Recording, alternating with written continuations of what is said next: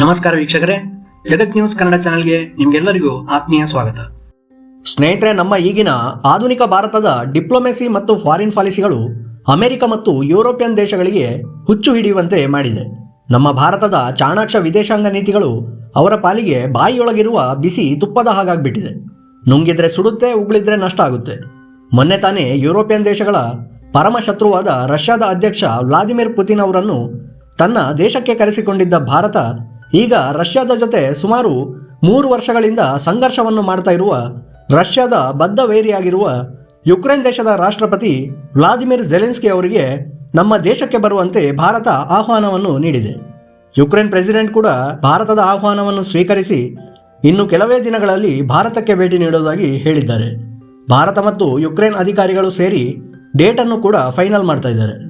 ನಿಮಗೆಲ್ಲ ಗೊತ್ತಿರ್ಬೋದು, ಕೆಲ ದಿನಗಳ ಹಿಂದೆ ಪಾಕಿಸ್ತಾನದ ಮಂತ್ರಿಯೊಬ್ಬ ಭಾರತ ಮತ್ತು ಚೀನಾ ದೇಶಗಳು ಮೊದಲಿನಿಂದಲೂ ಕೂಡ ಪಾರಂಪರಿಕವಾದ ಶತ್ರುಗಳು, ಹಾಗಾಗಿ ಚೀನಾ ಯಾವತ್ತೂ ಕೂಡ ಭಾರತದ ಬೆಂಬಲಕ್ಕೆ ನಿಲ್ಲಲ್ಲ ಮತ್ತು ಮೊನ್ನೆ ರಷ್ಯಾದ ಅಧ್ಯಕ್ಷ ವ್ಲಾದಿಮಿರ್ ಪುತಿನ್ ಅವರನ್ನು ತನ್ನ ದೇಶಕ್ಕೆ ಕರೆಸಿಕೊಂಡು ಭಾರತ ಎಲ್ಲ ಯುರೋಪಿಯನ್ ದೇಶಗಳ ಕೆಂಗಣ್ಣಿಗೆ ಗುರಿಯಾಗಿದೆ. ಹಾಗಾಗಿ ಇನ್ಮುಂದೆ ಯುರೋಪಿಯನ್ ದೇಶಗಳ ಜೊತೆ ಕೂಡ ಭಾರತದ ಸಂಬಂಧ ಹಿಂದಿನ ಹಾಗೆ ಇರಲ್ಲ ಮತ್ತು ಅಮೆರಿಕವಂತೂ ಮೊದಲೇ ಭಾರತದ ಮೇಲೆ 50% ಟ್ಯಾಕ್ಸ್ ಅನ್ನು ಹಾಕಿ ಅವರ ಆರ್ಥಿಕತೆಗೆ ಡ್ಯಾಮೇಜ್ ಮಾಡ್ತಾ ಇದೆ ಮತ್ತು ಈಗ ನಮ್ಮ ಪಾಕಿಸ್ತಾನವು ಕೂಡ ಅಮೆರಿಕದ ಅಧ್ಯಕ್ಷ ಡೊನಾಲ್ಡ್ ಟ್ರಂಪ್ ಅವರ ಜೊತೆ ಸೇರಿ ಭಾರತವನ್ನು ಜಗತ್ತಿನಿಂದ ಐಸೋಲೇಟ್ ಮಾಡುವ ಕೆಲಸವನ್ನು ಮಾಡ್ತಾ ಇದೆ ಅನ್ನೋ ಹೇಳಿಕೆಯೊಂದನ್ನು ನೀಡಿದ್ದ. ಆದರೆ ಡಿಪ್ಲೊಮೆಸಿ ಮತ್ತು ಫಾರಿನ್ ಪಾಲಿಸಿಯ ಗಂಧಗಾಳಿಯನ್ನೇ ಅರಿಯದ ಬಿಕಾರಿಸ್ತಾನದ ಆ ಮಂತ್ರಿಗೇನು ಗೊತ್ತು, ಪಾಕಿಸ್ತಾನದ ಥಿಂಕಿಂಗ್ ಕೆಪಾಸಿಟಿ ಎಲ್ಲಿಗೆ ಹೋಗಿ ಎಂಡ್ ಆಗುತ್ತೋ ನಮ್ಮ ಭಾರತ ಅಲ್ಲಿಂದ ಥಿಂಕ್ ಮಾಡೋದಕ್ಕೆ ಶುರು ಮಾಡುತ್ತೆ ಅನ್ನೋದು. ರಷ್ಯಾದ ಅಧ್ಯಕ್ಷ ವ್ಲಾದಿಮಿರ್ ಪುತಿನ್ ಅವರನ್ನು ನಾವು ಭಾರತಕ್ಕೆ ಕರೆಸಿದ್ರಿಂದ ಯುರೋಪಿನ ಹಲವಾರು ದೇಶಗಳ ಕಣ್ಣು ಕೆಂಪಾಗಿದ್ದು ನಿಜ. ಆದರೆ ಅದಕ್ಕೆ ಕಾರಣ ರಷ್ಯಾ ಯುಕ್ರೇನ್ ಮೇಲೆ ದಾಳಿ ಮಾಡ್ತಾ ಇದೆ ಅನ್ನೋದು. ಆದರೆ ನಮ್ಮ ಭಾರತ ರಷ್ಯಾದ ಜೊತೆಗೆ ಯಾವುದೇ ರೀತಿಯ ದೊಡ್ಡ ಡಿಫೆನ್ಸ್ ಡೀಲ್ಗಳನ್ನು ಅನೌನ್ಸ್ ಮಾಡದೆ ಯುರೋಪಿಯನ್ ದೇಶಗಳ ಕಡು ಟೀಕೆಗಳಿಂದ ಹೇಗೋ ತಪ್ಪಿಸಿಕೊಂಡಿದೆ. ಆದರೂ ಕೂಡ ಯುರೋಪಿನ ಕೆಲ ದೇಶಗಳು ನಮ್ಮನ್ನು ಯುಕ್ರೇನ್ ವಿರೋಧಿ ದೇಶ ಅಂತ ಹೇಳಿ ನಮ್ಮ ಮೇಲೆ ಕಿಡಿಕಾರಿದ್ವು. ಆದರೆ ಈಗ ನಮ್ಮ ದೇಶ ಯುಕ್ರೇನ್ ಅಧ್ಯಕ್ಷ ವ್ಲಾದಿಮಿರ್ ಝೆಲೆನ್ಸ್ಕಿ ಅವರನ್ನೇ ಭಾರತಕ್ಕೆ ಆಹ್ವಾನಿಸುವ ಮೂಲಕ ಎಲ್ಲ ಯುರೋಪಿಯನ್ ದೇಶಗಳ ಟೀಕೆಗಳಿಗೆ ಫುಲ್ ಸ್ಟಾಪ್ ಹಾಕುವಂತೆ ಮಾಡಿಬಿಟ್ಟಿದೆ. ಅದಕ್ಕೆ ಹೇಳೋದು India is the father of diplomacy ಅಂತ. ಹೌದು, ರಷ್ಯಾದ ಜೊತೆಗಿನ ಸ್ನೇಹಕ್ಕಾಗಿ ನಾವು ಯುರೋಪಿಯನ್ ದೇಶಗಳ ಜೊತೆಗಿನ ವ್ಯಾಪಾರವನ್ನು ಕಳೆದುಕೊಳ್ಳೋದಕ್ಕೆ ಆಗಲ್ಲ. ಯುರೋಪ್ ಮತ್ತು ರಷ್ಯಾಗಳೆಂಬ 2 ತಕ್ಕಡಿಗಳನ್ನು ನಾವು ಸರಿಯಾಗಿ ತೂಗುವಂತೆ ಬ್ಯಾಲೆನ್ಸ್ ಮಾಡ್ಕೊಂಡು ಹೋಗಬೇಕು. ಹಾಗಂತ ನಾವು ಕೇವಲ ಯುರೋಪಿಯನ್ ದೇಶಗಳನ್ನು ಮೆಚ್ಚಿಸೋದಕ್ಕೆ ಅಂತ ಝೆಲೆನ್ಸ್ಕಿ ಅವರನ್ನು ಭಾರತಕ್ಕೆ ಕರೆಸ್ತಾ ಇಲ್ಲ.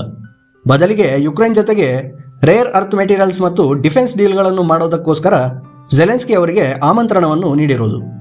ಹೊಸಬರಿಗೆ ಬಹುಶಃ ಗೊತ್ತಿರಲಿಕ್ಕಿಲ್ಲ, ರಷ್ಯಾ ಯುಕ್ರೇನ್ ವಾರ್ ಸ್ಟಾರ್ಟ್ ಆಗೋದಕ್ಕೆ ಮುಂಚೆ ಭಾರತ ಮತ್ತು ಯುಕ್ರೇನ್ ದೇಶಗಳ ಮಧ್ಯೆ ಹಲವಾರು ರೀತಿಯ ರಕ್ಷಣಾ ಒಪ್ಪಂದಗಳು ಜಾರಿಯಲ್ಲಿದ್ದು, ಅಸಲಿಗೆ ನಮ್ಮ ಬಳಿ ಇರುವ ಹಳೆಯ ಸೋವಿಯತ್ ಯೂನಿಯನ್ ಕಾಲದ ಶಸ್ತ್ರಾಸ್ತ್ರಗಳ ಮೇಂಟೆನೆನ್ಸ್ ಹಾಗೂ ಅವುಗಳ ಬಿಡಿಭಾಗಗಳನ್ನು ಕೂಡ ಯುಕ್ರೇನ್ ದೇಶವೇ ನಮಗೆ ಸಪ್ಲೈ ಮಾಡ್ತಾ ಇತ್ತು. ಯಾಕಂದರೆ ಸೋವಿಯತ್ ಯೂನಿಯನ್ ವಿಭಜನೆ ಆದಾಗ ಅಲ್ಲಿನ ಹಲವಾರು ಡಿಫೆನ್ಸ್ ಕಂಪನಿಗಳು ಯುಕ್ರೇನ್ ದೇಶದ ಪಾಲಾಗಿದ್ದವು. ಹಾಗಾಗಿ ನಮ್ಮ ಭಾರತವೂ ಕೂಡ ಯುಕ್ರೇನ್ ದೇಶದಿಂದಲೇ ಬಿಡಿಭಾಗಗಳನ್ನು ಖರೀದಿ ಮಾಡ್ತಾ ಇತ್ತು. ಆದರೆ ರಷ್ಯಾ ಯುಕ್ರೇನ್ ವಾರ್ ಸ್ಟಾರ್ಟ್ ಆದ ಬಳಿಕ ಇವೆಲ್ಲವೂ ಕೂಡ ನಿಂತು ಹೋಗಿತ್ತು. ಅದನ್ನು ಈಗ ಮತ್ತೆ 2 ದೇಶಗಳು ರೀಸ್ಟಾರ್ಟ್ ಮಾಡೋದಕ್ಕೆ ಮುಂದಾಗಿವೆ. ಅದೇ ರೀತಿ ಯುಕ್ರೇನ್ಗೆ ಈಗ ತನ್ನ ದೇಶದ ಪುನರ್ ನಿರ್ಮಾಣವನ್ನು ಮಾಡೋದಕ್ಕಾಗಿ ಹಣ ಮತ್ತು ವರ್ಕ್ ಫೋರ್ಸ್ನ ಅಗತ್ಯ ತುಂಬಾ ಇದೆ. ಅದೇ ರೀತಿ ನಮ್ಮ ಭಾರತ ಕೂಡ ಮುಂದಿನ 5 ರಿಂದ 10 ವರ್ಷಗಳಲ್ಲಿ ರೇರ್ ಅರ್ತ್ ಮಿನರಲ್ಸ್ಗಳ ವಿಷಯದಲ್ಲಿ ಸೆಲ್ಫ್ ಡಿಪೆಂಡೆಂಟ್ ಆಗುವ ಗುರಿಯನ್ನು ಹೊಂದಿದೆ. ಯುಕ್ರೇನ್ ದೇಶದ ಬಳಿ ರೇರ್ ಅರ್ತ್ ಮೆಟೀರಿಯಲ್ಸ್ಗಳ ಅತಿ ದೊಡ್ಡದಾದ ಖಜಾನೆ ಇದೆ.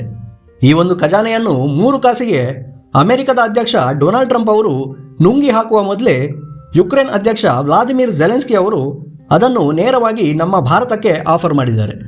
ಇನ್ನು ಅಮೆರಿಕದ ಜೊತೆಗಿನ ಟ್ರೇಡ್ ಡೀಲ್ ವಿಷಯದಲ್ಲೂ ಕೂಡ ನಾವು ಭಾರತದ ಅಧಿಕಾರಿಗಳೊಂದಿಗೆ ನಡೆಸಿರುವ ಮಾತುಕತೆಗಳು ಯಶಸ್ವಿಯಾಗಿದೆ ಅನ್ನೋದನ್ನು ಅಮೆರಿಕದ ವಾಣಿಜ್ಯ ಅಧಿಕಾರಿಗಳು ಹೇಳ್ಕೊಂಡಿದ್ದಾರೆ.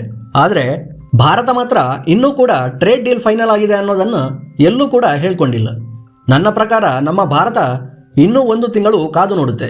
ಯಾಕಂದರೆ ಅಮೆರಿಕದ ಸುಪ್ರೀಂ ಕೋರ್ಟ್ನಿಂದ ಡೊನಾಲ್ಡ್ ಟ್ರಂಪ್ ಅವರು ಭಾರತ ಸೇರಿದಂತೆ ಜಗತ್ತಿನ ಇನ್ನಿತರ ದೇಶಗಳ ಮೇಲೆ ಹಾಕಿರುವ ತೆರಿಗೆಗಳು ಲೀಗಲ್ ಅಥವಾ ಇಲೀಗಲ್ ಅನ್ನೋ ವಿಷಯದಲ್ಲಿ ಮುಂದಿನ ತಿಂಗಳು ಜಡ್ಜ್ಮೆಂಟ್ ಬರೋದು ಬಾಕಿ ಇದೆ.